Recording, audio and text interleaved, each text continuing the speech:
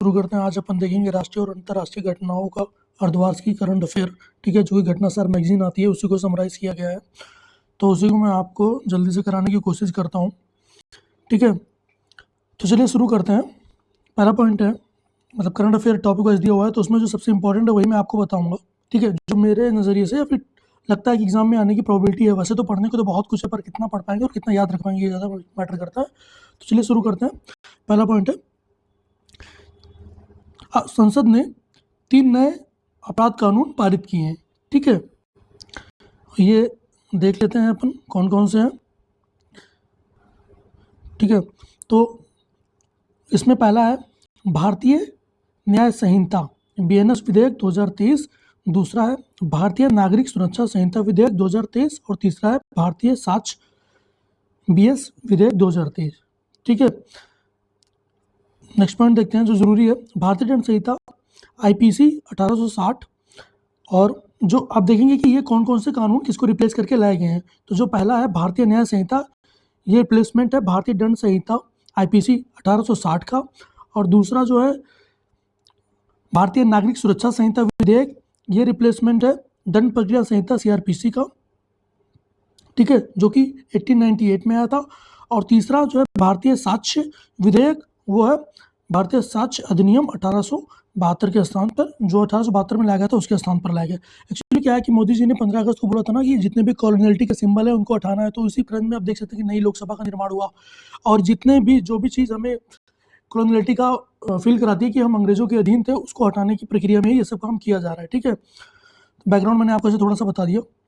तो हम देखते हैं कि जो नए कानून आए हैं तीनों, इसमें जो मेन बदलाव हुए हैं उसको एक बार देख लेते हैं।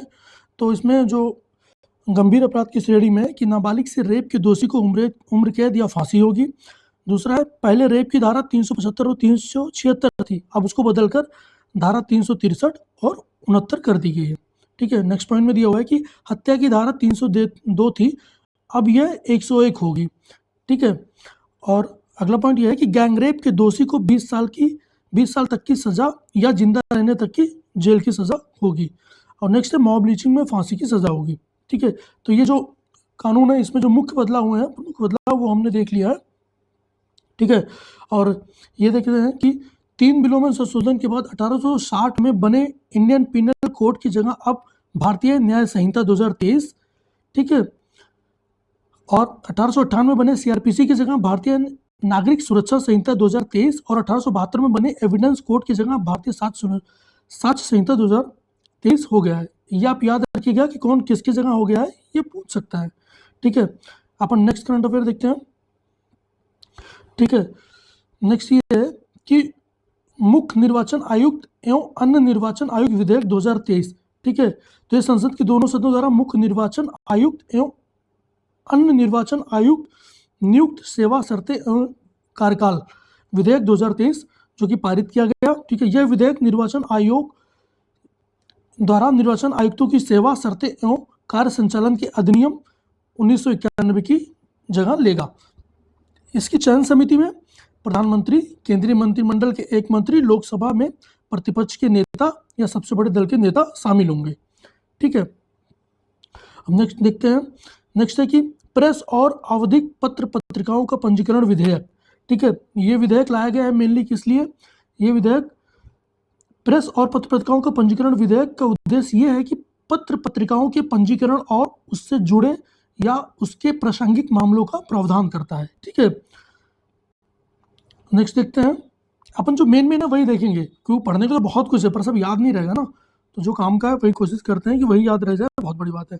ठीक है, नेक्स्ट पॉइंट देखते हैं। केंद्रीय वस्तु एवं सेवा कर द्वितीय संशोधन विधेयक 2023, इसमें देखते हैं। ठीक है, केंद्रीय वस्तु एवं सेवा कर द्वितीय संशोधन 2023 को मंजूरी प्रदान की गई है। राज्यसभा में इसे 20 दिसंबर तथा लोकसभा में इसे 21 दिसंबर को पारित किया गया। इसमें जो इंपॉर्टेंट पॉइंट इसमें यह है कि इसमें अपीलीय अधिकरण के अध्यक्ष की आयु 67 साल से बढ़ाकर 70 वर्ष कर दी गई है, और सदस्यों की आयु सीमा 65 साल से बढ़ाकर 67 की गई है। ठीक है, नेक्स्ट देखते हैं। विधेयक की न्यायाधिकरण के सदस्यों के लिए न्यूनतम आयु 50 वर्ष तक की कर दी गई है। नेक्स्ट पॉइंट देखते हैं। इसमें न्यायिक सदस्यता के लिए अधिवक्ताओं का अनुभव कम से कम 10 वर्ष का होना चाहिए। ठीक, अब अगला देखते हैं। अगला पॉइंट है अगला करंट अफेयर है कि ओमान के सुल्तान हैथम बिन तारिक की भारत यात्रा। तो सबसे पहले यही पूछ सकता है कि ओमान के सुल्तान कौन है, तो ओमान के सुल्तान है हैथम बिन तारिक। ठीक है, ओमान के सुल्तान हैथम बिन तारिक एक उच्च स्तरीय प्रतिनिधिमंडल के साथ 16 दिसंबर से 18 दिसंबर को 2023 तक भारत की यात्रा पर रहे। ठीक है, इसकी बातचीत के दौरान दोनों देशों के बीच 4 MOU साइन किया गया, जिसमें वही है कि जो वहाँ का विदेश मंत्रालय के अनुसार भारतीय सांस्कृतिक संबंध परिषद ICCR और ओमान के डोफर विश्वविद्यालय में भारतीय अध्ययन हिंदी भाषा के ICCR चेयर की स्थापना पर की एमयू पर जोर दिया गया। ठीक है, फिर उसमें सूचना प्राधिकरण के बीच में किया गया और मनी लॉन्ड्रिंग संबंधित अपराध, आतंकवाद के वित्तपोषण के संबंधित में एमयू किया गया। इसे पूछेगा नहीं यार, इतना काम करने। अगला पॉइंट देखते हैं कि भारत की पहली 6 लेन स्टील स्लैग आधारित सड़क का निर्माण कहाँ किया गया। ठीक है, सबसे पहले ये देखते हैं कि इसका निर्माण राजमार्ग 6 को हजीरा बंदरगाह से जोड़ने वाली भारत की 6 लेन वाली पहली स्टील स्लैग आधारित सड़क का निर्माण मई 2022 में सूरत हजीरा में किया गया।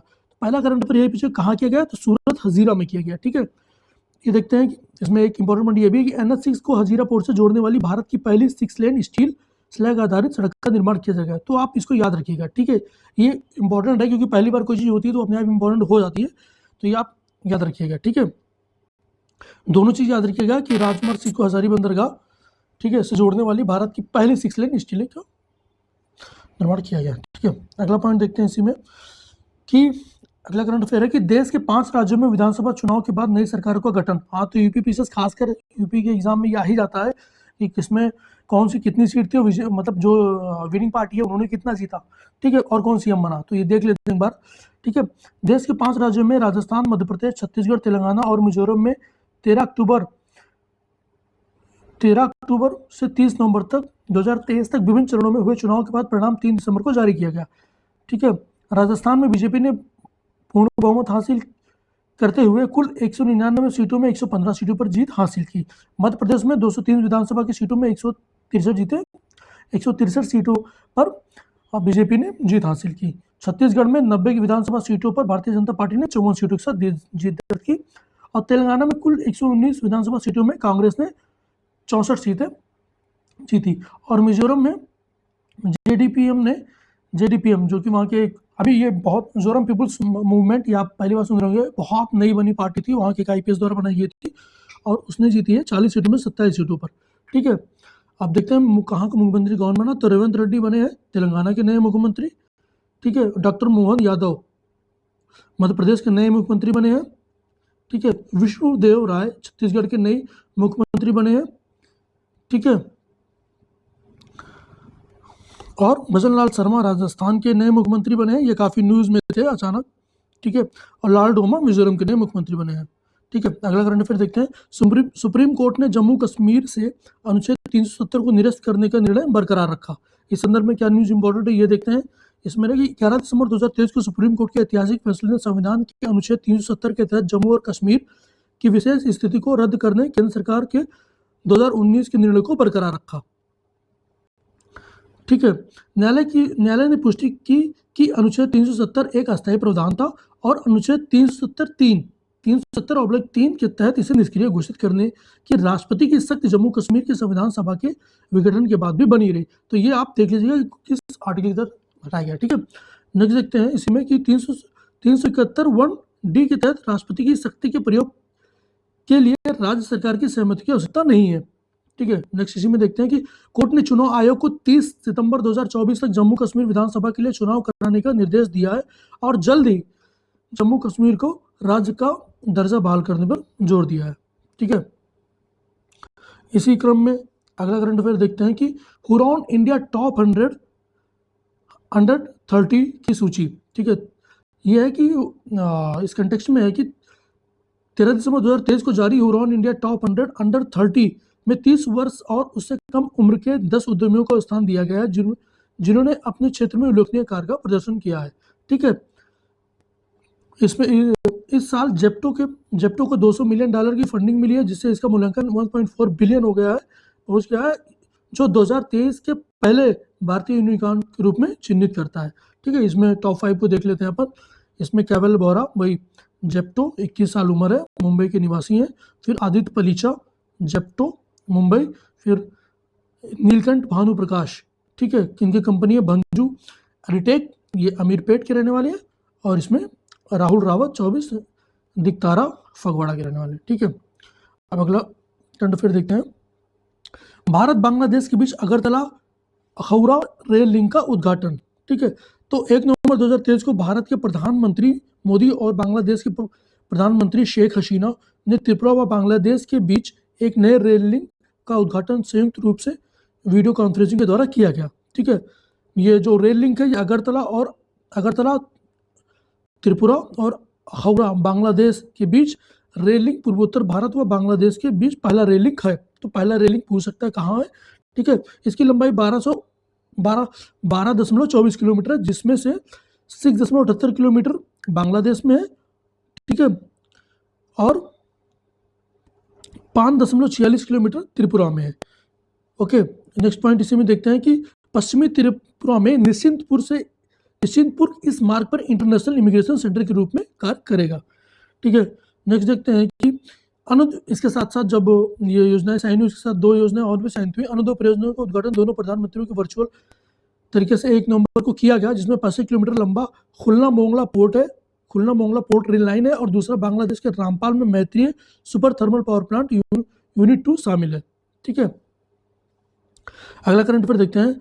भारत मालदीव से अपने सैन्य कर्मियों को बुलाने के लिए सहमत, ठीक है। मालदीव ने अभी हाल ही में न्यूज में देखे होंगे कि कितना न्यूज में था एक्चुअली, ठीक है। तो भारतीय सैनिक को भारत मानवीय कार्यों पर काम करने के लिए मालदीव में तैनात लगभग 75 भारतीय सैन्य कर्मियों को वापस बुलाने के लिए मालदीव की नई सरकार का अनुरोध सहमत हो गया है, ठीक है। अपन देख लेते हैं कि अभी हमारे जो 75 सैनिक थे वो मालदीव के किस द्वीप पे थे। तो भारतीय सैनिक 2013 से मालदीव के लामू और अद्भुत द्वीपों पर तैनात है, ठीक है। अब इसी कंटेक्स्ट में करंट अफेयर एक लाइन और देख लेते हैं। मालदीव के राष्ट्रपति जो अभी है मोहम्मद मोइजू, जो 30 सितंबर 2023 को संपन्न चुनाव में इब्राहिम मोहम्मद सोलिह के स्थान पर नए राष्ट्रपति चुने गए थे, तथा जो शुरू में ही चीन के पक्षधर भारत विरोधी विचारधारा के लिए जाने जाते हैं। ये बहुत न्यूज में थे। उसी कंटेक्स्ट में हमारे मोदी साहब गए भी थे लक्षद्वीप प्रमोट करने के लिए, ठीक है। अगला पॉइंट देखते हैं। भूटान नरेश की भारत यात्रा। भूटान के नरेश कौन है, सबसे पहले ये पूछ सकते हो। तो जिग्मे खेसर नामग्याल वांगचुक है, ठीक है। इन्होंने 30 से 10 नवंबर की भी 2023 में यात्रा संपन्न की, ठीक है। अब इसमें कौन कौन से, एक्चुअली भूटान के अपना पड़ोसी देश है तो बहुत सारे एमओयू से साइन होते रहते हैं, तो अपन देखेंगे कोई जरूरी कौन से थे, वैसे डाटा तो बहुत है पर जो काम का वो देख लेते हैं। भूटान में 1020 मेगावाट की पुनात सांगचू सेकंड जल विद्युत परियोजना का निर्माण प्रकृति पर दोनों पक्षों ने संतोष किया। तो ये पूछ सकता है कि इनमें से कौन सी जल विद्युत परियोजना भूटान से संबंधित है। तो पुनात सांगचू सेकंड, तो ये याद रखिएगा। और असम में कोकराझार तथा भूटान के गेल्फू के बीच रेल लिंक के लिए लोकेशन सर्वे का काम शुरू किया गया, इसके लिए सहमति हुई नहीं। और भूटान के इंटरनेशनल बिग कैट अलायंस में शामिल होने के लिए भारत ने स्वागत किया, ठीक है।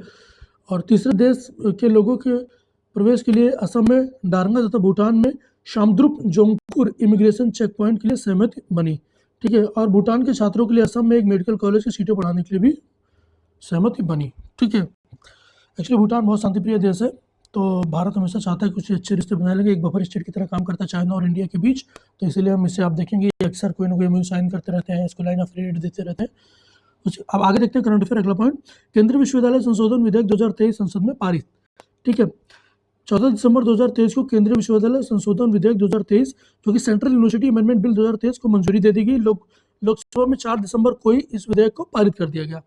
इसी में अगला इंपॉर्टेंट पॉइंट यह है कि इस विधेयक का उद्देश्य जनजातीय कला, संस्कृति और रीति रिवाजों के साथ तकनीक सुधार में शिक्षा और अनुसंधान की सुविधाएं देना। ये पूछ सकता है कि केंद्रीय विश्वविद्यालय संशोधन का जो अमेंडमेंट आया उसमें कोई जो जनजातीय उद्देश्य में क्या मेन पॉइंट क्या रहा है। तो आप ये बोल सकते हो कि इस विधेयक का उद्देश्य जनजातीय कला, संस्कृति और रीति रिवाजों के साथ साथ तकनीकी सुधार में शिक्षा और अनुसंधान की सुविधाएं देना है। अगला पॉइंट इसी में देखते हैं कि विधेयक में तेलंगाना में केंद्रीय जनजातीय विश्वविद्यालय स्थापित करने का प्रावधान है। इसका नाम शरक्का सेंट्रल ट्राइबल यूनिवर्सिटी रखा गया। नेक्स्ट पॉइंट देखते हैं इसी में, ये थोड़ा सा एग्जाम के लिए तो उतना जरूरी नहीं है पर देख लेते हैं। धर्मेंद्र प्रधान ने उच्च शिक्षा संस्थानों में ड्रॉप आउट की भी बात की। उन्होंने कहा है कि सरकार ने पिछले 5 वर्षों में ड्रॉप आउट करने वाले विश्लेषण किया है। विश्लेषण के अनुसार सामान्य वर्ग में 1.53%, ओबीसी वर्ग में 1.51%, एससी वर्ग में 1.47% और एसटी वर्ग में 1.29% छात्रों को स्कूल छोड़ने की दर पिछले 5 सालों में रही है। ठीक है, ये एक्चुअली मेंस के लिए ज़्यादा काम का है, पर अपने देख लिया। नेक्स्ट करंट अफेयर देखते हैं कि नीति आयोग की पहली डेल्टा रैंकिंग 2023 जारी हो गई है। ठीक है, तो इसमें नीति आयोग की एस्पिरेशनल ब्लॉक प्रोग्राम के लिए एक महत्वपूर्ण मील के पत्थर के रूप में तेलंगाना के आसिफाबाद जिले के तिरयानी कुमरुम भीम ब्लॉक ने नीति आयोग द्वारा घोषित पहली डेल्टा रैंकिंग में शीर्ष स्थान प्राप्त किया है। ठीक है, और इस रैंकिंग में दूसरे स्थान पे अपने उत्तर प्रदेश के कौशाम्बी जिले में कौशाम्बी ब्लॉक को मिला। ठीक है, अगला पॉइंट इसी में जरूरी है वो देखते हैं कि एबीपी के अलावा आयोग ने अक्टूबर 2023 के लिए achievers of development programme ADP, ठीक है, रैंकिंग के साथ भी घोषणा की गई। इस पहल में उड़ीसा का रायगढ़ जिला और बिहार के जमुई जिले में क्रमशः पहला और दूसरा स्थान प्राप्त किया। देखिए, पहला तो सबको याद रहेगा, आप ये याद करिए कि एबीपी के अलावा आयोग ने अक्टूबर 2023 में अचीवर ऑफ डेवलपमेंट प्रोग्राम, ठीक है, ये एस्पिरेशनल ब्लॉक प्रोग्राम अलग है, अचीवर ऑफ डेवलपमेंट प्रोग्राम अलग है। तो अचीवर डेवलपमेंट प्रोग्राम में पहला दूसरा पूछ सकता है, पहले पे रायगढ़, दूसरे पे जमुई, ये याद रखिएगा। ये ज़्यादा चांस है पूछने का रादर देन की पहला वाला, क्योंकि ये तो सबको कंटेस्ट होगा लगभग। ठीक है, अगला देखते हैं 29वां कोलकाता अंतर्राष्ट्रीय फिल्म महोत्सव। ठीक है, ये कोलकाता में आयोजित हुआ 5 से 12 दिसंबर के बीच। जो Israeli film children of nobody है, ये सर्वश्रेष्ठ फिल्म का पुरस्कार जीता। ठीक है, और यार इतना काम का नहीं है, इससे इतना पूछता नहीं है, पर मैंने आपको बता दिया कि जीता। और मोंटो पोर्गो ने बंगाली पेनोरमा श्रेणी के सर्वश्रेष्ठ फिल्म का पुरस्कार जीता। अब ये जरूरी है कि भारत का 54वां अंतर्राष्ट्रीय फिल्म महोत्सव, ठीक है, भारत का 54वां अंतर्राष्ट्रीय फिल्म महोत्सव आयोजन पणजी गोवा में हुआ। अक्सर गोवा में ही होता है। 20 से 28 नवंबर कोई काम का नहीं है। महोत्सव की उद्घाटन फिल्म कौन सी थी ये पूछ सकता है, ये कैंचिंग डस्ट, निर्देशक स्टुअर्ट गीट। ठीक है, महोत्सव का समापन द फेदरवेट, जिसके निर्देशक थे रॉबर्ट कोलाडिनी। यार इतना पूछता नहीं है ये निर्देशक, नॉर्मली ये पूछेगा कि ओपनिंग फिल्म कौन सी थी, ठीक है, क्लोजिंग फिल्म कौन सी थी, याद कर लेना। ठीक है, फिर अगला पॉइंट देखते हैं कि फिल्म महोत्सव के पुरस्कार में कौन कौन सी जरूरी। तो सर्वश्रेष्ठ फिल्म मिला है ईरानी निर्माता निर्देशक अब्बास अमीनी की फिल्म एंडलेस बॉर्डर को फिल्म महोत्सव में सर्वश्रेष्ठ फिल्म का अवार्ड मिला है, एंडलेस बॉर्डर को। और सर्वश्रेष्ठ निर्देशक का अवार्ड जो मिला है वो बुल्गारिया के निर्देशक स्टीफन कमंड्रोव को फिल्म ब्लॉग्स लेंसेज के लिए मिला है। नेक्स्ट देखते हैं, सर्वश्रेष्ठ अभिनेता का अवार्ड मिला है ईरानी अभिनेता पूरिया रहीमी शैम को, ठीक है, एंडल्स बेंडर्स की भूमिका के लिए। ठीक है, और सर्वश्रेष्ठ जो अभिनेत्री हैं वो मिला है मिलेनी थियरी को, जो कि फिल्म पार्टी ऑफ पुल्स की भूमिका में नजर आई थी। ठीक है, जूरी के लिए जो विशेष पुरस्कार दिया गया है वो अपनी इंडिया की फिल्म भारत निर्माता निर्देशक ऋषभ शेट्टी की कन्नड़ फिल्म कन्नड़ा के लिए। बहुत बेहतरीन मूवी है। इसमें एक्चुअली देखने को मिलता है कि कल्चर, रिलीजन और जो रीजनलिज्म कितना ज़रूरी है किसी एरिया के लिए, और बहुत अच्छी फिल्म है। ठीक है, सबने तो देखी हुई लगभग, इतनी अच्छी फिल्म है। ठीक है, किसी निर्देशन की पहली ही सर्वश्रेष्ठ फिल्म का पुरस्कार best debut film of director सीरियाई निर्देश रगन आज़ाद काया व्हेन द शिलिंग्स ग्रो के लिए मिला। ठीक है, और इसमें कुछ काम करनी। हाँ, सर्वश्रेष्ठ वेब सीरीज देख सकते हैं, यह पंचायत सीजन 2 को मिला। अगला करंट अफेयर देखते हैं, और यहाँ ये भारतीय सिनेमा में योगदान के लिए विशेष सम्मान माधुरी दीक्षित जी को मिला भारतीय 54वें अंतर्राष्ट्रीय फिल्म महोत्सव में। अगला करंट अफेयर देखते हैं अपन। अगले करंट अफेयर में भारत में साइबेरियाई बाघों का पहला जोड़ा 12 साल बाद दार्जिलिंग पहुंचा। ठीक है, तो यह बाघ पशु विनिमय कार्यक्रम के हिस्से के रूप में साइप्रस से दार्जिलिंग लाए गए। पहला कहाँ से लाए गए, ठीक है, और कहाँ लाए गए, Padmaja Naidu Himalayan zoological park में लाए गए। ठीक है, और दूसरा ये पूछता है इसका नाम, तो साइबेरियाई बाघ का नाम लारा और अकामाश, ठीक है, जो 12 साल के हैं। ठीक है, फिर नेक्स्ट देखते हैं इसी श्रेणी में। अगला करंट अफेयर है कि भूटान ने असम सीमा पर अंतर्राष्ट्रीय शहर बनाने की घोषणा की। ठीक है, इसी में अंतर्राष्ट्रीय शहर 1000 वर्ग किलोमीटर से अधिक के क्षेत्र में विस्तृत होगा। इसे भारत के उत्तर पूर्वी राज्यों के माध्यम से दक्षिण एशिया को दक्षिण पूर्व एशिया से जोड़ने वाली आर्थिक गलियारे के रूप में स्थापित किया जाएगा। ठीक है, ये पूछ सकता है, ऐसे कोई बहुत बड़ी न्यूज़ तो नहीं है इसमें। न्यूज़ इसमें यह है कि गोंगोव स्मार्ट सिटी परियोजना का निर्माण कहाँ किया जाएगा, तो ये आपको याद होना चाहिए भूटान के कंटेक्स्ट में। नेक्स्ट इसी श्रेणी में करंट अफेयर है, भारत का सबसे बड़ा सर्कुलर रेलवे स्टेशन बंगलुरु में ही ओपन किया गया। ठीक है।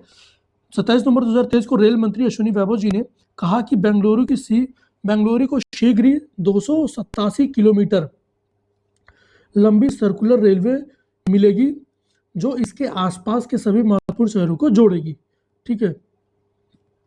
इससे पहले कौन सा था? तो अभी तक चेन्नई में भारत का सबसे बड़ा 235.5 किलोमीटर का सर्कुलर रेलवे था। अगला करंट अफेयर देखते हैं। भारत का गरबा नृत्य यूनेस्को की सूची में शामिल हुआ। गुजरात के गरबा नृत्य को दिसंबर 2023 में यूनेस्को के अंतर्राष्ट्रीय पहचान देते हुए अमृत सांस्कृतिक विरासत घोषित किया गया। ठीक है। गरबा नृत्य इस सूची में शामिल होने वाले भारत की 15वीं अमृत सांस्कृतिक विरासत है। ठीक है। इससे पहले 2021 में इस सूची में कोलकाता की दुर्गा पूजा में शामिल किया गया था। ठीक। अगला पॉइंट देखते हैं।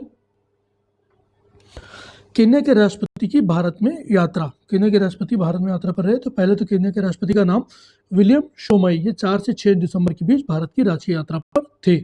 ठीक है।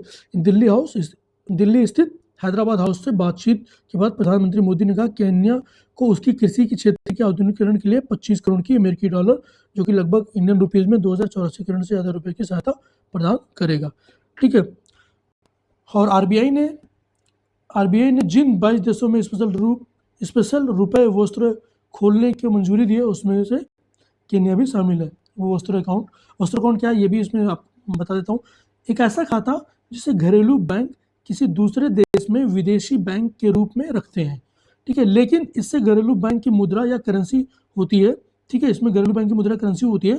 घरेलू बैंक इसका उपयोग अपने उन ग्राहकों को इंटरनेशनल बैंकिंग सर्विस देने के लिए करते हैं। नॉर्मली ये नहीं पूछेगा वस्त्र अकाउंट क्या है, लेकिन वस्त्र अकाउंट में केन्या भी है, जिस चीज़ का थोड़ा ध्यान रखिएगा। पूछने का चांस बहुत कम है, ना के बराबर। और अगला पॉइंट इसी में देख लेते हैं कि कई बिंदु पर समझौता किया गया। उसमें सबसे जरूरी है कि इंदिरा गांधी राष्ट्रीय मुक्त विश्वविद्यालय और केन्या मुक्त विश्वविद्यालय के बीच समझौता ज्ञापन हुआ। अगला करंट अफेयर देखते हैं कि गुजरात सरकार ने घोल मछली को राज्य मछली का घोषित किया। ठीक है। 21 नवंबर 2023 को विश्व मत्स्य दिवस के अवसर पर घोल मछली को गुजरात ने अपना राज्य मछली घोषित किया। इसका साइंटिफिक नेम है प्रोटोनोबिया डाइकैंथस। ठीक है। इसका क्यों किया, मतलब इसका इकोनॉमिक यूज होगा ना तभी तो इतना। तो देखते हैं।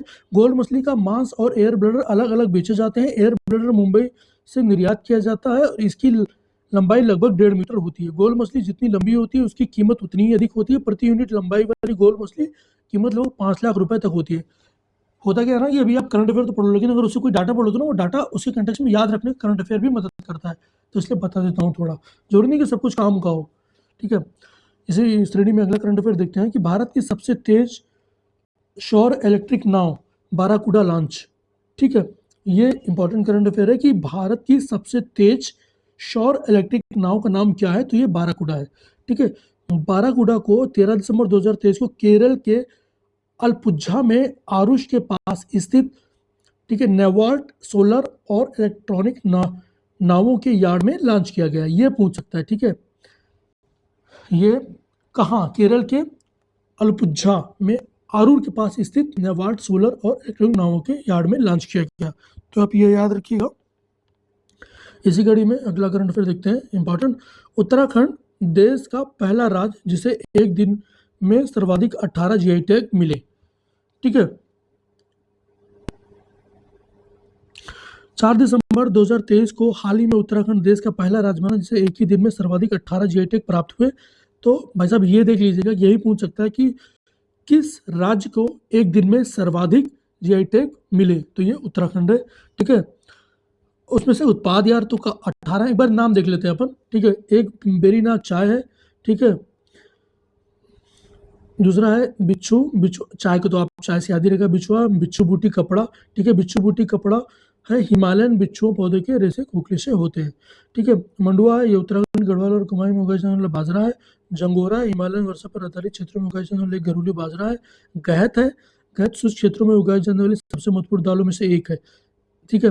खाने पीने वाली चीज़ ज़्यादा है। अभी आप देखिएगा ना, एक गहत आ गई, ठीक है, एक चाय आ गई, ठीक है, एक मंडुआ आ गया, फिर आता है लाल चावल। ये उत्तराखंड के पुरौला क्षेत्र में जैविक रूप से उगाया जाता है। फिर काला भट्ट आ गया, ये सोयाबीन है जिसे ग्लाइसिन मैक्सिमस मैक्स उसका साइंटिफिक नेम है। फिर माल्टा फल है, ये संतरा जैसा दिखने वाला गहरे नारंगी लाल रंग का स्वादिष्ट फल है। फिर चौलाई है, रामदाना जो व्रत में अपन लोग खाते हैं, सबको पता होगा। फिर बुरांश का रस आ गया, जिसका प्रयोग स्वास्थ्य और त्वचा संबंधी रोग को दूर करने के लिए किया था। फिर पहाड़ी दूध दाल आ गया, पहाड़ी दाल चावल तो फेमस होता है, ठीक है। और फिर लिखाई या लकड़ी की नक्काशी को भी दिया गया है, ठीक है। यह नक्काशी उत्तराखंड के कुमाऊं क्षेत्र में पाई जाती है। फिर नैनीताल की मोमबत्ती को दिया गया है। फिर रंग वाली पिछौड़ा, यह कुमाऊं जिले का पारंपरिक पोशाक है, इसको भी दिया गया है, ठीक है। फिर लीची को दिया गया, उत्तराखंड के रामनगर के नैनीताल में जो लीची उगाई थी उसको भी दिया गया है। फिर आड़ू को दिया गया है, उत्तराखंड के नैनीताल जिले में रामगढ़ की घाटी में आड़ू की खेती की जाती है, उसको दिया गया है।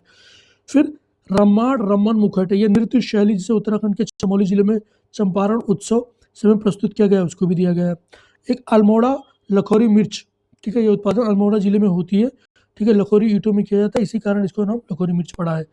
नेक्स्ट, ठीक है, जीआई टैग कृषि प्राकृतिक अथवा विनिर्मित उत्पाद को प्रदान किया जाता है जो किसी विशिष्ट क्षेत्र को प्रतिनिधित्व करता है, जिसे किसी निश्चित क्षेत्र में ही उगाया या निर्मित किया जा सके, ठीक है। तो यार देखो, याद तो नहीं रखा पूरा, पर एक दो बार देख लेना, अगर ऑप्शन में आ गया तो आप मार दोगे, ये मैं श्योर हूँ, ठीक है। पर एक बार देख लेना, ठीक है, सुन लेना ऐसे ही, ठीक है। अगला देखता हूँ कि अगला करंट अफेयर, केंद्र शासित लद्दाख शी बकथॉर्न को जीआई टैग मिला, ठीक है, के सी बकथॉर्न को, ठीक है। मतलब लद्दाख के सी बकथॉर्न को मिला। Sea buckthorn wonder plant, Ladakh golden Bush या ठंडे रेगिस्तानों को सोने की खान के नाम से जाना जाता है। भाई साहब, ये नाम है ना, ये उपनाम पूछने के लिए यूपी के एग्जाम्स, यूपी के बहुत फेमस है, तो आप ये देख लेना, ठीक है। इसी श्रेणी में अगला करंट अफेयर देखते हैं कि दिव्यांगजनों के लिए देश का पहला उच्च तकनीकी खेल प्रशिक्षण केंद्र कहाँ खोला जाएगा, तो ये ग्वालियर में, ठीक है, 2 अक्टूबर 2023 को जिसका उद्घाटन किया गया, जिसका नाम पूर्व प्रधानमंत्री श्री अटल बिहारी वाजपेयी के नाम पे रखा गया है, ठीक है। तो कहाँ खोला गया, ग्वालियर, सीधा, इतना याद रखने लायक है, बहुत ज़्यादा याद रखने लायक भी नहीं है इसमें। अगला करंट अफेयर देखते हैं कि दुनिया के पहले 3D प्रिंटेड मंदिर का इनॉग्रेशन तेलंगाना में किया गया, ठीक। तेलंगाना में कहाँ किया गया, तो तेलंगाना में किया गया, ये देखिए, तेलंगाना 3D प्रिंटेड में तेलंगाना के हैदराबाद स्थित केरल के सिद्दीपेट जिले के बागुतला में स्थित एक अभूतपूर्व संरचना, जिसका अनावरण 28 नंबर को किया गया, ठीक है। नेक्स्ट देखते हैं कि 3 महीने की 3D प्रिंटिंग प्रक्रिया में माध्यम से हासिल किया गया यह अभिनव निर्माण एक महत्वपूर्ण तकनीकी मील का पत्थर है। मंदिर का निर्माण हैदराबाद की अफसूजा इंफ्रोटेक, कौन किया अफसूजा इंफ्रोटेक, बाकी कुछ काम का नहीं है। अगला पॉइंट देखते हैं कि राज्य के हर जिले में हॉल मार्किंग केंद्र की स्थापना करने वाला केरल देश का पहला राज्य बन गया। तो देखते हैं कि इडुक्को में हॉल मार्किंग केंद्र के उद्घाटन के साथ ही केरल भारत का पहला राज्य बन गया है, जिसके सभी 14 गांवों में हॉल मार्किंग केंद्र शामिल है। इसी कड़ी में अगला करंट अफेयर देखते हैं कि पहला अंतर्राष्ट्रीय क्रूज लाइनर कोस्टा सेरेना, ठीक है, तो 3 नवंबर 2023 को केंद्रीय पतन पोत परिवहन और जल मंत्री सर्बानंद सोनोवाल जी ने महाराष्ट्र के मुंबई के पहल अंतर्राष्ट्रीय क्रूज लाइनर कोस्टा सेरेना की घरेलू परिचालन के शुभारंभ किया, ठीक है। Costa cruise Italy carnival corporation का हिस्सा है, ठीक है। अगला करंट अफेयर देखते हैं कि यूनेस्को के सृजनात्मक शहर नेटवर्क में कोझिकोड और ग्वालियर शामिल, ठीक है। इसमें है इंपॉर्टेंट पॉइंट देखते हैं, यूनेस्को के सृजनात्मक शहर नेटवर्क की अक्टूबर 2023 में जारी नवीनतम सूची में केरल के कोझिकोड को साहित्यिक शहर और मध्य प्रदेश के ग्वालियर को संगीत के शहर के रूप में स्थान दिया गया, ठीक है। विश्व शहर दिवस 31 अक्टूबर पर यूनेस्को के महानिदेशक आंड्रे अंजोले, भाई ये भी पूछ सकता है कि यूनेस्को के महानिदेशक कौन है, आंड्रे अंजोले है, जिन्होंने 55 शहरों को विभिन्न सृजनात्मक क्षेत्रों के लिए नामित किया गया है, जिसमें अपने इंडिया के 2 हैं, आपको ये याद रखना है। और आगे देखते हैं, अगला करंट अफेयर है, भारत का सबसे बड़ा बाघ अभ्यारण्य मध्य प्रदेश के दामोह में, ठीक है। ये देख लेते हैं, एनवायरमेंट से रिलेटेड कुछ ज़्यादा करंट अफेयर इंपॉर्टेंट हो जाते हैं। तो यह एक महत्वपूर्ण विकास के तहत मध्य प्रदेश का दामोह जिला देश के सबसे बड़ा बाघ अभ्यारण्य घर बनने जा रहा है, जो वन्यजीव संरक्षण प्रयासों की प्रगति का प्रतीक है। केंद्र सरकार ने याद रखिएगा, नौरादेही अभ्यारण्य और दामोह जिले के दुर्गावती अभ्यारण्य को विलय करने का प्रस्ताव को मंजूरी दे दी है, ठीक है। अधिसूचना जारी कर दी है। यह देश का 54वां बाघ अभ्यारण्य होगा, जिसका एरिया होगा 2300 वर्ग किलोमीटर। ठीक है। रिजर्व दामोह जिले के जेबरा क्षेत्र के आसपास केंद्रित होगा और इसके क्षेत्र में पर्यटन और विकास को बढ़ावा मिलने की उम्मीद है। इसी कड़ी में अगला करंट अफेयर देखते हैं। तमिलनाडु के नीलगिरी तहर के संरक्षण परियोजना। ठीक है। तमिलनाडु सरकार ने अपने राजकीय पशु नीलगिरी तहर, जो कि बकरी की एक प्रजाति, यही पूछ सकता है नीलगिरी तहर किस जीव की प्रजाति है, तो आप ये याद रखिएगा कि बकरी की एक प्रजाति का संरक्षण करने के लिए 12 अक्टूबर 2023 को महत्वाकांक्षी कार्यक्रम नील तहर परियोजना चलाया गया। तो किस स्टेट के लिए चलाया गया ये जरूरी है, किस एनिमल के लिए चलाया गया ये जरूरी है। ठीक है। क्यों चलाया गया, सिंपल सी बात है, क्योंकि लुप्त पे कगारी पे होगा। देख लेते हैं कि स्थानीय रूप से वराई आदू के नाम से चर्चित नीलगिरी तहर पश्चिमी घाट की एक लुप्त प्राय प्रजाति है। नीलगिरी तहर खाड़ी चट्टानों पर चढ़ने के दौरान गुरुत्वाकर्षण को मात देने के लिए कौशल के लिए जानी जाती है। इन पहाड़ी बकरियों को माउंटेन मोनार्क भी कहा जाता है। भाई साहब ये भी पूछ सकता है कि माउंटेन मोनार्क, ठीक है, क्या है। ठीक है, उसमें ऑप्शन दे देगा। ठीक है, नीलगिरी तहर का या बकरी लिख देगा, तो आप ये भी याद रखिए कि माउंटेन मोनार्क किसे कहा जाता है और कहाँ पाई जाती है। ठीक है, और किस स्टेट ने संरक्षण की परियोजना चलाई है। अगला पॉइंट देते हैं करंट अफेयर का, कि दुनिया के सबसे बड़े मेडिटेशनल सेंटर का उद्घाटन कहाँ किया गया, तो वाराणसी में किया गया। ठीक है, प्रधानमंत्री मोदी जी ने 18 दिसंबर 2023 को वाराणसी में निर्मित दुनिया के सबसे बड़े मेडिटेशन सेंटर श्वारवेद, ठीक है, श्वारवेद महामंदिर का उद्घाटन किया। ठीक है, अगला करंट अफेयर देखते हैं। भारत के बाहर दुनिया का दूसरा सबसे बड़ा हिंदू मंदिर, ठीक है, ये अमेरिका के न्यू जर्सी के रॉबिन्स विले टाउनशिप में बने BAPS स्वामी नारायण अक्षरधाम मंदिर का उद्घाटन 8 अक्टूबर 2023 को किया गया। तो इस श्रेणी में आपको यह भी याद रखना होगा कि भारत के बाहर बना सबसे बड़ा हिंदू मंदिर कौन सा है, तो भारत के बाहर बना सबसे बड़ा हिंदू मंदिर है कंबोडिया का अंकोर वाट मंदिर। इसे हाल ही में 8वें अजूबे में भी शामिल किया गया। आगे हो सकता है करंट अफेयर में मिली जाए। ठीक है, नई दिल्ली में जो अक्षरधाम है वो भी 100 एकड़ में फैला हुआ है, वहाँ तो कई लोग गए भी होंगे। अगला करंट अफेयर देखते हैं कि 17 दिनों के बाद सिल्क यारा सुरंग के अंदर बचाव अभियान पूरा हुआ। ठीक है, अरे जो अपन उत्तराखंड में देखे थे कि बहुत सारे हमारे मजदूर भाई लोग उसमें फंस गए थे ना, तो उसी कंटेक्स्ट में न्यूज़ है कि उत्तराखंड के उत्तरकाशी स्थित यमुनोत्री राष्ट्रीय राजमार्ग के निर्माणाधीन सिल्क यारा सुरंग, ये पूछ सकता है कि किस सुरंग में फंसे थे, तो सिल्क यारा सुरंग, ये याद रखिएगा। ठीक है, सिल्क यारा सुरंग में फंसे 41 निर्माण श्रमिकों को 17 दिनों के अथक प्रयासों के बाद 28 नवंबर 2023 सुरक्षित बाहर निकाला गया। ठीक है, 900 मिलीमीटर का पाइप किया गया और रेड होल खनिकों या रेड माइनर्स के द्वारा 24 घंटे के समय में 10 मीटर की खुदाई करके मैद भूमिका निकालने में। ठीक है, इस श्रेणी में देखते हैं, ठीक है, कि हाँ,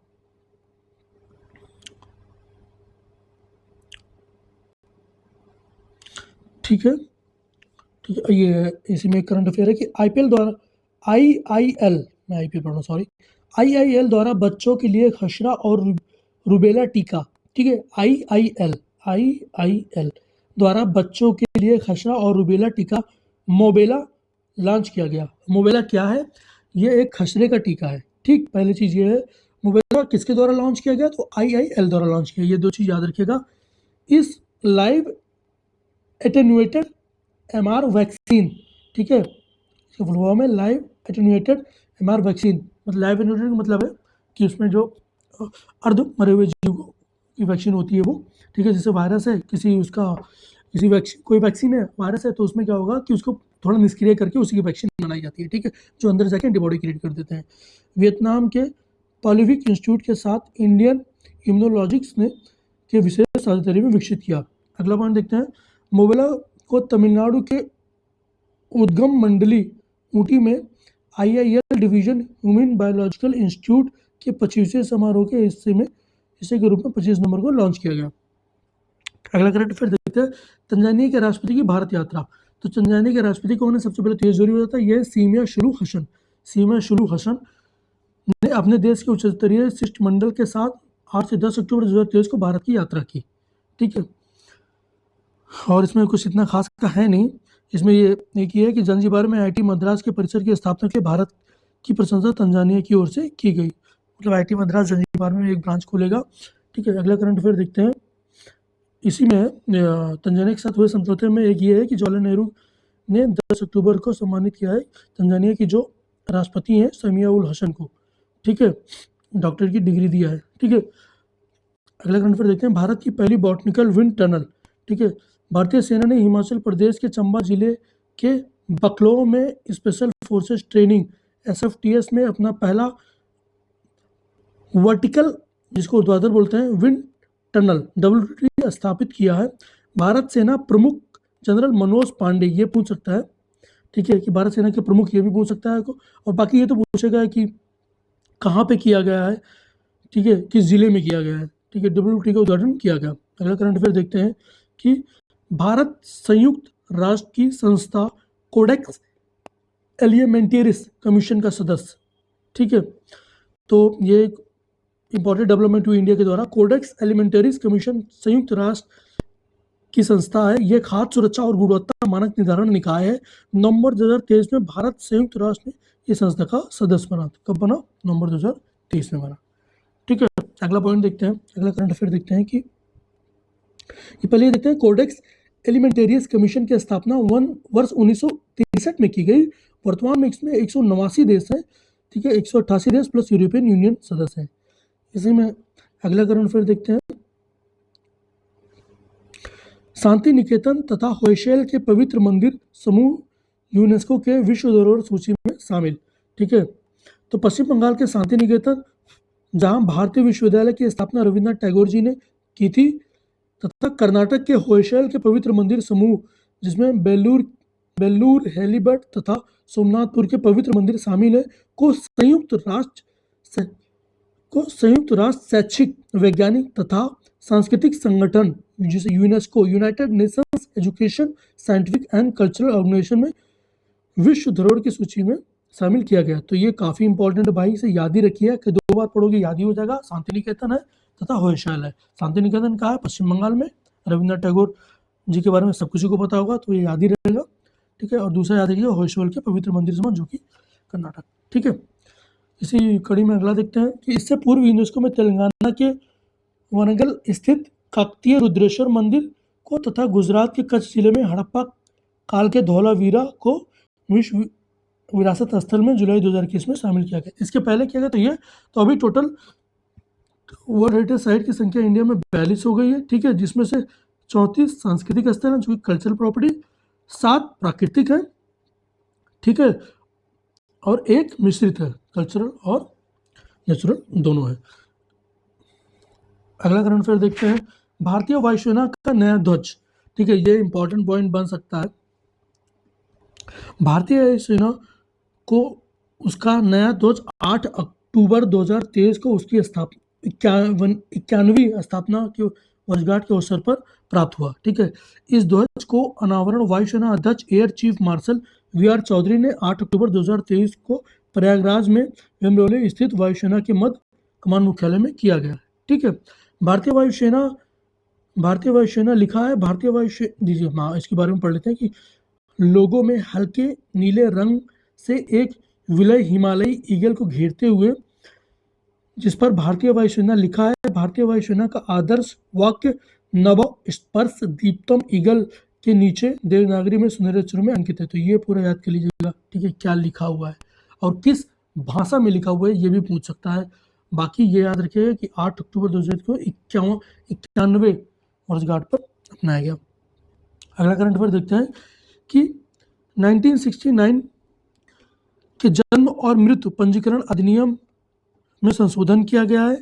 ठीक है, जन्म प्रमाण के लिए जन्म एवं मृत्यु पंजीकरण संशोधक विधेयक अधिनियम 2023, registration and birth and death amendment bill 2023 को संसद के दोनों सदनों में अगस्त 2023 को पारित किया गया। ठीक है, इस संशोधन के कानून द्वारा 1969 के जन्म और मृत्यु पंजीकरण अधिनियम 1969 में संशोधन कर जन्म मृत्यु पंजीकरण के लिए आधार को अनिवार्य बनाने की रखी गई है। ठीक है, इसी पॉइंट अगला करंट अफेयर देखते हैं कि चंद्रमा के दक्षिणी ध्रुव पर सॉफ्ट लैंडिंग कर भारत ने इतिहास रचा। तो भारत एक पहली ऐसी कंट्री बन चुका है जिसने 14 जुलाई 2023 को श्रीहरिकोटा से LVM-3 जिसका पूर्व नाम GSLV मार्क 3 था, ठीक है, रॉकेट द्वारा प्रक्षेपण के बाद 41 दिनों की यात्रा पूरा करके चंद्रयान 3 का लैंडर मॉड्यूल विक्रम चंद्रमा के दक्षिणी ध्रुव पर निर्धारित योजना अनुसार सॉफ्ट लैंडिंग कराने में सफल हुआ। ये याद रखिएगा भाई साहब, ये बहुत बड़ी अचीवमेंट है, डेवलपमेंट है भारत के लिए, तो याद रखिएगा, पूछ सकता है किसी न किसी एग्जाम में, आज नहीं तो कल पूछेगा ही पूछेगा, ठीक है। इसी कड़ी में देखते हैं कि भारतीय प्रधानमंत्री मोदी जी ने इसरो वैज्ञानिक को बधाई देते हुए 23 अगस्त के ऐतिहासिक दिन को राष्ट्रीय अंतरिक्ष दिवस, नेशनल स्पेस डे तथा विक्रम लैंडर के चंद्रमा पर उतरने के स्थल का नामकरण शिव शक्ति स्थल करने की घोषणा की गई है, ठीक है। ये पॉइंट का नाम बेसिकली दिया है कि शिव शक्ति पॉइंट कौन सा है, ठीक है, तो जहां उतरा है ना उसको नाम शिव शक्ति दिया गया है, तो ये भी पूछ सकता है, ठीक है। और साथ ही चंद्रमा 2 के लैंडर के चंद्रमा से टकराने के स्थल का नामकरण चंद्रमा पॉइंट, तिरंगा पॉइंट रखा गया है। तो 2 पॉइंट है, एक शिव शक्ति पॉइंट और तिरंगा पॉइंट, तो याद रखिएगा कौन सा नाम किसके लिए रखा गया है। इसी कड़ी में अगला देखते हैं कि लैंडिंग के पश्चात सौर पैनल द्वारा संचालित 6 पहियों वाला प्रज्ञान ने लैंडर के साथ बाहर निकलकर चलना शुरू किया, ठीक है। अगला करंट अफेयर देखते हैं कि बिहार के में इंडिया का पहला स्टेट बिहार है जिसने जातिगत जनगणना कराई और दूसरा राजस्थान कराएगा। ये करंट अफेयर हम देखेंगे। बिहार ने जनवरी में 2023 के बीच कराए गए जाति जनगणना आधारित सर्वे रिपोर्ट 2023 को जारी किया गया, ठीक है। इस गणना में पूरे बिहार की जनसंख्या, अब यार ये तो चलिए बता ही दें, 13,07,25,310 पाई गई। ये कोई काम का नहीं है, इसमें काम का यही है कि गणना के अनुसार इसमें ये बताया गया है। खैर पता नहीं पूछे कि ना पूछे, लेकिन देख लेते हैं कि पिछड़ा वर्ग कितना रहा, ठीक है, 27, अन्य पिछड़ा वर्ग 36, अनुसूचित जात 19, अनुसूचित जनजात 1.6 और नारक्षित 15.5, टोटल 100%, ठीक है। इस गणना के अनुसार राज्य की कुल जनसंख्या 82% जनसंख्या जहाँ बहुसंख्यक हिंदुओं की है, वहीं 18% अल्पसंख्यकों की है, जिसमें सारे धर्म शामिल है। अगला देखते हैं,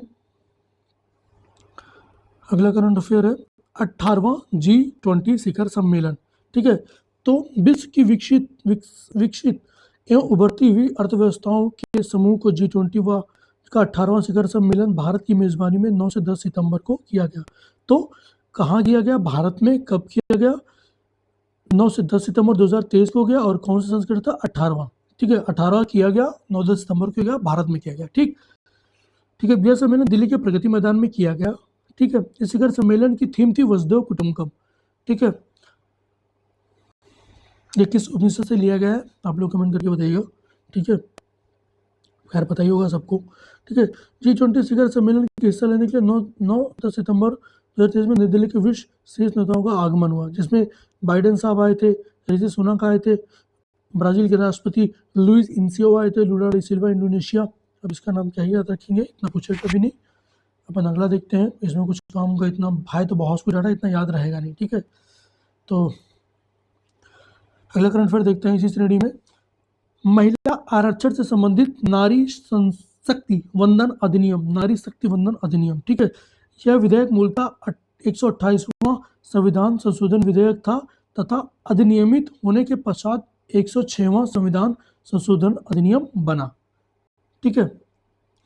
कौन सा अमेंडमेंट था, तो 106, भाई ये याद रखना, ये पूछेगा ही पूछेगा, कोई डाउट नहीं है इसमें। संविधान के अनुच्छेद 330 के द्वारा अनुसूचित जाति और जनजाति के लिए लोकसभा की 131 सीटों पर पहले ही इन दोनों वर्गों के लिए आरक्षित है। इन आरक्षित सीटों में ही SC/ST महिलाओं के लिए 33% सीटें पारित किए गए अधिनियम के तहत स्वतः ही हो जाएगी, ठीक है।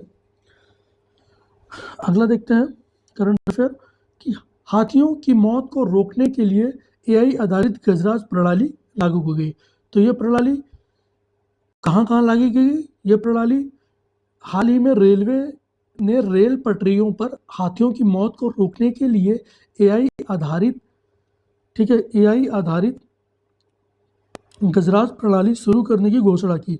यह प्रणाली असम, पश्चिम बंगाल, उड़ीसा, केरल, झारखंड और लगाई जाएगी, ठीक है। गजराज प्रणाली 700 किलोमीटर की लंबाई में लगाया जाएगा। गजार एक अनोखा ग्लास आधारित सेंसर सिस्टम है जो लोको पायलट को हाथियों की उपस्थिति में जानकारी दे देता है। ठीक है, इसमें क्या होगा कि जब कोई हाथी ट्रैक पर अपना पैर रखता है तो यह सिस्टम ट्रैक नियंत्रक, स्टेशन मास्टर, ट्रेन ड्राइवरों, अन्य हितधारकों के अलर्ट उत्पन्न करता है जो आसन्न खतरे को मापकर एहतियाती कदम उठाने का मौका देता है।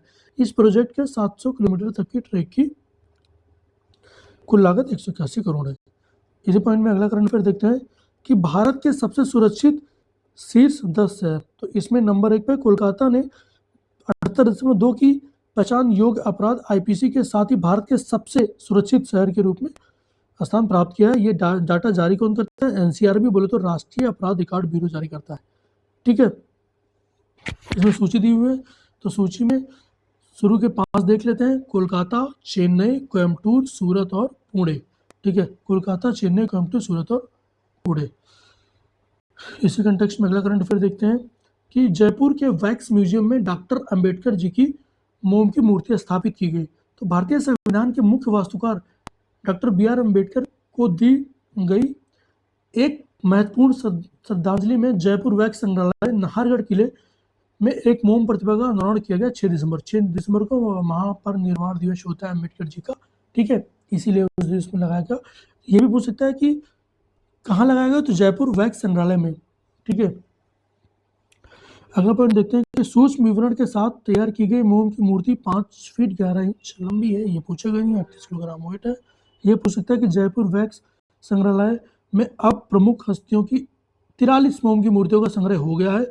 विशेष रूप से इसे विरासत स्थल ऐतिहासिक नाहरगढ़ किले के भीतर इसे दुनिया का पहला मोम संग्रहालय होने का गौरव प्राप्त है। तो दुनिया का पहला मोम संग्रहालय होने का गौरव प्राप्त किसे? नाहरगढ़ किले में स्थित जयपुर वैक्स संग्रहालय को। अगला करंट अफेयर देखते हैं, बाघ गणना रिपोर्ट। 29 जुलाई 2023 को विश्व बाघ दिवस पर, विश्व बाघ दिवस कब होता है? 29 जुलाई, ठीक है, को होता है। उसी दिन केंद्रीय वन एवं पर्यावरण राज्य मंत्री अश्विनी कुमार चौबे ने जिम कॉर्बेट रिजर्व में राष्ट्रीय बाघ संस्थान प्राधिकरण एनटीसीए की गणना 2022 रिपोर्ट की जारी की। इसे हर 4 साल में होने वाली देशव्यापी बाघ गणना का भारतीय वन्यजीव संस्थान के विश्लेषण पर तैयार किया गया है। ठीक है, इसमें इसके पूर्व 9 अप्रैल 2023 को प्रधानमंत्री जी ने प्रोजेक्ट टाइगर के 50 वर्ष पूर्व होने पर एक अंतरिम बाघ गणना का रिपोर्ट जारी की थी। ठीक है, अब देखते हैं कि नवीन रिपोर्ट के अनुसार देश के साल 2018 में 2967 बाघ थे। इस दृष्टि में 2022 में इनकी आबादी 6.1% से बढ़ गई है। ठीक है, देश में बाघों की संख्या पिछले 16 साल में 260% बढ़कर 3682 पर पहुंच गई है। तो अभी कितनी है देश में बाघों की संख्या? तो 3682। ठीक है, 3682। ठीक है, इसी कड़ी में अगला करंट अफेयर देखते हैं कि सबसे ज़्यादा बाघ है मध्य प्रदेश, ये पूछ सकता है। ठीक है, उत्तराखंड में साल 2006 में जहां 178 बाघ थे वहीं आज इनकी संख्या 560 हो गई। उत्तर प्रदेश के बारे में देख लेते हैं कि उत्तर प्रदेश में भी संख्या जो है बाघों की वो 109 से करीब दुगना बढ़कर 205 हो गई है। पहले 129 थी, अभी 5 हो गई है। ठीक है, पिछली सर्वे में 129 थी, अभी 5 हो गई है। ठीक है, तो ये देश के शीर्ष 12 बाघ संख्याओं वाले राज्य को बताते हैं। तो मध्य प्रदेश, कर्नाटक, उत्तराखंड, महाराष्ट्र और तमिलनाडु है। ठीक है, एमपी, कर्नाटक और उत्तराखंड टॉप के 3 में है। यूपी अपना 8वें नंबर पे। ठीक है, अगला करंट अफेयर देखते हैं कि PSLV-C 56 से 7 सिंगापुर के उपग्रहों का सफल प्रशिक्षण किया गया। तो 30 जुलाई 2023 को आंध्र प्रदेश के श्रीहरिकोटा के सतीश धवन अंतरिक्ष केंद्र के भारतीय अंतरिक्ष अनुसंधान संगठन के विश्वसनीय प्रक्षेपण वाहन PSLV 56 के से सिंगापुर के 7 उपग्रहों को सफलतापूर्वक प्रक्षेपित किया गया। ठीक है, और यार इसका वेट और पूछेगा नहीं, 360 किलो था। इसरो की वाणिज्यिक शाखा न्यू स्पेस इंडिया लिमिटेड जिसे NSIL ने पूरी तरह व्यावसायिक इस मिशन के सफलतापूर्वक संबंध कर चमकदार भविष्य की कदम बढ़ाया है। ठीक है, अगला करंट अफेयर देखते हैं इसी में। ठीक है, कि अगला करंट अफेयर है इंपॉर्टेंट कि Bengaluru world cities culture forum में शामिल होने वाला पहला भारतीय शहर बना।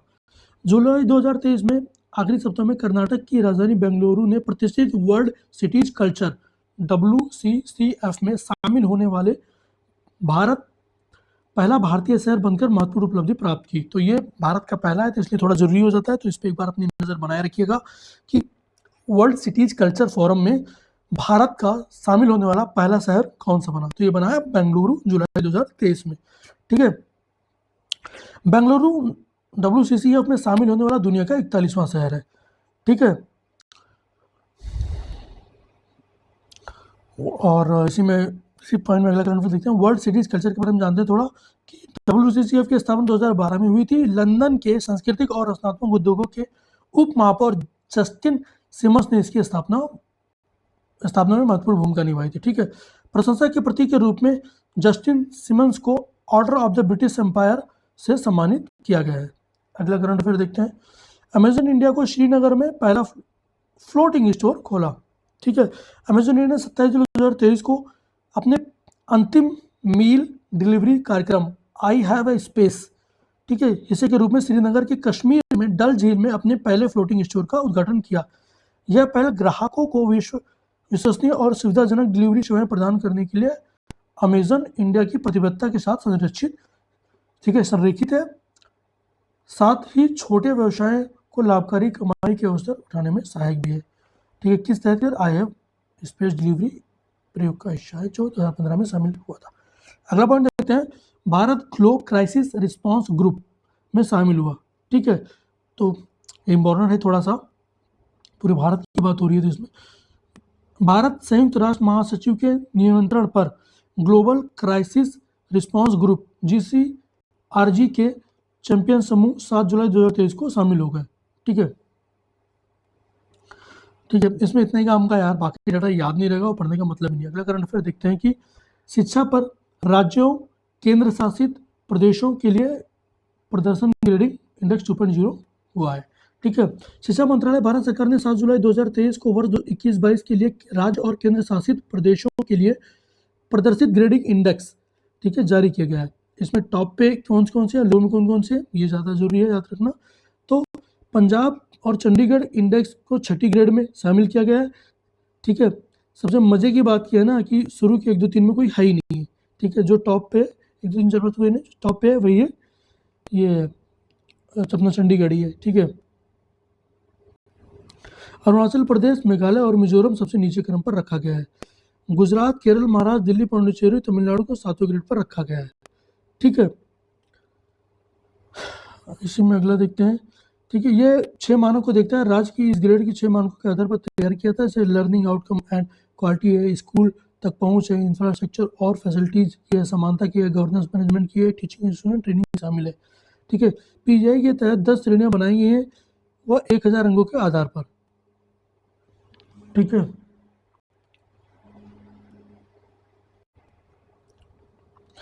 है, तो अभी अपन ने देखा ओवरऑल रैंकिंग 8 श्रेणी यानी आकांक्षी से 1 से 13 राज्यों केंद्र शासित प्रदेशों के स्थान बनाया गया है। इसमें आंध्र प्रदेश, छत्तीसगढ़, बाकी राज्य दिए हुए उतना काम का नहीं है।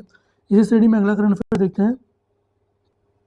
श्रीलंका के जो राष्ट्रपति हैं रनिल विक्रमसिंघे, उनकी भारत यात्रा की, तो भारत और श्रीलंका के राजनयिक संबंधों की 50वीं वर्षगांठ है। तो हो सकता है ये पूछ ले कि कौन सी वर्षगांठ है। ठीक है, इसमें बहुत सारी चीज़ों पे सहमति जताई गई है, जिसमें जो मेन है मैं आपको देख सकता हूँ, क्योंकि ये हमारा मेरीटाइम पार्टनर है, पार्टनर इन द सेंस की पड़ोसी देश है। तो प्रमोटिंग कनेक्टिविटी, ठीक है, कैंटलाइसिंग प्रॉस्पेरिटी की है, फिर समुद्री कनेक्टिविटी की बात करता है, फिर हवाई कनेक्टिविटी की बात करता है, ऊर्जा और बिजली कनेक्टिविटी की बात करता है, लोगों से लोगों की कनेक्टिविटी की बात करता है। श्रीलंका में UPI की सुविधा पर समझौता, ये बात है, अगर मोदी जी से कोई बात कर रहा है या इंडियन गवर्नमेंट से कोई बात कर रहा है तो उसको ना UPI करना ही पड़ेगा। वो एक बात आ ही जाती है। हमारा एक्चुअली प्लान है कि जहाँ हमारा रिलेशन अच्छा है हम UPI एक्सेप्ट करवा लें सबसे, और हमारे UPI पेमेंट एक्सेप्ट होगा। ठीक है, इसी कड़ी में हम देखेंगे। ठीक है, अगला करंट अफेयर इसी में देखिए क्या होता है कि विश्व के शीर्ष 5 सुपर कंप्यूटर, तो उसमें फ्रंटियर नंबर 1 पे है, फुगाकू नंबर 2 पे है, लूमी नंबर 3 पे है, लिनार्डो जियोन नंबर 4 पे है और सीमिट IBM नंबर 5 पे है। तो याद रखना, ठीक है, कि फ्रंटियर नंबर 1 पे जो कि अमेरिका का है, फुगाकू नंबर 2 पे है। कई लोग फुगाकू मार देंगे, ठीक है, तो इसलिए थोड़ा ध्यान रखिएगा। अगला करंट अफेयर देखते हैं कि संघाई सहयोग संगठन का 23वां शिखर सम्मेलन, ठीक है, कहाँ आयोजित किया गया? तो संघाई सहयोग संगठन का 23वां शिखर सम्मेलन 4 जुलाई को वर्चुअल माध्यम से भारत की मेजबानी में आयोजित किया गया। तो भारत ने आयोजित किया वर्चुअल, ठीक है, वर्चुअली। शिखर सम्मेलन की थीम थी सुरक्षित एचसीओ की ओर, टुवर्ड द सिक्योर एचसीओ। और सिक्योर का अर्थ है security, economic development, connectivity, unity, respect for sovereignty and territorial integrity and environmental protection, ठीक है, ये है। और इसमें काफ़ी चीज़ों पे हस्ताक्षर हुआ। इसमें नई दिल्ली घोषणा पत्र न्यूज़ में आया था, तो वो एससीओ में ही साइन हुआ। ये पूछ सकता है कि किस संगठन के तहत साइन हुआ नई दिल्ली घोषणा पत्र, तो ये एससीओ में हुआ। और सदस्य देश 2024 को एससीओ पर्यावरण वर्ष घोषित करने में सहमत हुए। तो 2024 को एससीओ पर्यावरण वर्ष घोषित हुआ है, ये याद रखिएगा, ये पूछ सकता है इस पूरे टॉपिक में, ठीक है।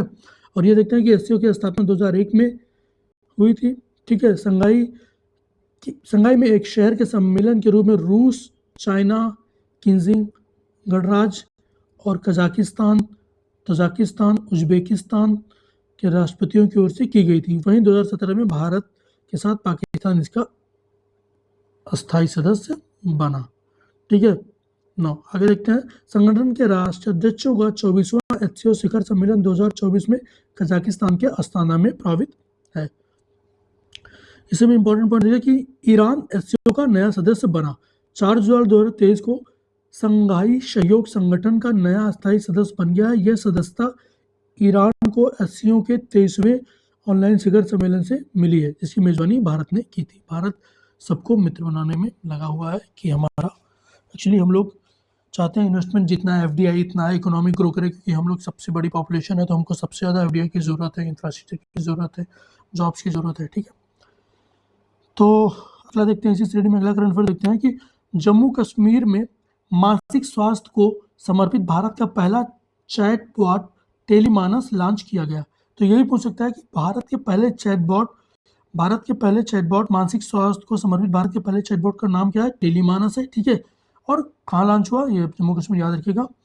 तो देखते हैं, जम्मू कश्मीर के उपराज्यपाल मनोज सिन्हा ने 5 जुलाई 2023 को केंद्र शासित प्रदेशों में भारत का पहला टेलीमानस चैटबॉट लॉन्च किया, जो स्वास्थ्य परामर्शदाताओं, नैतिक मनोविज्ञानों और सलाहकारों को 24 घंटे सवार से सुनिश्चित करेगा। टेलीमानस संकटग्रस्त लोगों के साथ तुरंत बातचीत करेगा, ठीक है, ठीक है। ये जे.एंड.के हेल्थ कॉन्क्लेव हुआ था, उसी के अंतर्गत ये लॉन्च हुआ था, ठीक है। अगला देखते हैं, टेलीमानस चैटबॉट के बारे में थोड़ा देखते हैं कि केंद्र सरकार ने बजट 2023 में भारत के राष्ट्रीय टेलीमानस स्वास्थ्य कार्यक्रम में टेलीमानस स्वास्थ्य सहायता और राज्यों में नेटवर्किंग टेलीमानस की घोषणा की थी। टेलीमानस एक द्वितीय प्रणाली है, ठीक है। अगला करंट अफेयर देखते हैं कि national skill cell consultancy mission का उद्घाटन कब हुआ? तो प्रधानमंत्री मोदी जी ने 1 जुलाई 2023 को मध्य प्रदेश के शहडोल में नेशनल स्किल सेल एनीमिया उन्मूलन मिशन 2047 का उद्घाटन किया। मिशन का उद्देश्य विशेष रूप से भारत में आदिवासी आबादी के बीच सिकल सेल से रोग से उत्पन्न चुनौतियों से निपटना है, ठीक है। इसका एक लाइन ये ज़्यादा जरूरी है कि इसका पहला उद्देश्य है लगभग 7.0 करोड़ लोगों की जांच करना जो 40 साल की कम उम्र के हैं, ठीक है। और इस मिशन के शुभारंभ के साथ सरकार का लक्ष्य मिशन मोड दृष्टिकोण अपनाते हुए 2047 तक देश से सिकल सेल एनीमिया को समाप्त करना है, ठीक है। अगला करंट अफेयर पॉइंट देखते हैं, युद्धपोत आईएनएस कृपाण को उपहार स्वरूप वियतनाम को सौंप दिया गया, ठीक है। भारतीय नौसेना से युद्धपोत आईएनएस कृपाण 22 जुलाई 2023 को सेवा मुक्त कर संपूर्ण हथियारों से लैस वियतनाम पीपुल्स वीपेन को सौंप दिया गया है, ठीक है। जहाज की वियतनाम के कैम रेन नौसैनिक अड्डे पर आयोजित एक समारोह में सौंपा गया। तो पूछ सकते कहाँ सौंपा गया? कैम रेन में सौंपा गया, ठीक है। ये श्रेणी में अगला करंट अफेयर देखते हैं कि ईपीआर क्रेडिट प्राप्त करने वाला देश, ठीक है, का पहला शहर। जुलाई 2023 में मध्य प्रदेश का इंदौर शहर ईपीआर क्रेडिट विस्तारित उत्पादक उत्तरदायित्व प्राप्त करने वाला देश का पहला शहर बना, ठीक है। इसमें देखते हैं, इंदौर नगर निगम प्रतिबंधित एकल उपयोग प्लास्टिक वस्तुओं को जब्त करने के बाद उनका पुनर्चक्रण कर विस्तारित उत्पादन, ठीक है, उत्तरदायित्व क्रेडिट प्राप्त करने वाला पहला नगर निगम बना। भाई साहब, इंदौर हमेशा न्यूज में रहता है, ऐसा है, सबसे स्वच्छ सिटी की बात में तो है ही है। और ये देख लीजिएगा, क्योंकि इन्वायरमेंट से रिलेटेड है तो करंट अफेयर बनने के ज़्यादा चांस बनते हैं। ठीक है, ठीक है। ईपीआर एक पर्यावरणीय नीति दृष्टिकोण है जिसमें किसी उत्पाद के लिए निर्माता की जिम्मेदारी को उत्पाद के लिए चक्र की उपभोक्ता के चरण में बढ़ाया गया। ठीक है दोस्तों, तो ये अपना था जितने भी नेशनल करंट अर्धवार्षिक करंट अफेयर थे। अपन अगले वीडियो में देखें अंतर्राष्ट्रीय घटनाओं का अर्धवार्षिक देखेंगे। तब तक के लिए धन्यवाद। आप बने रहिए हमारे चैनल लेट्स अचीव CSE पे। Thank you very much.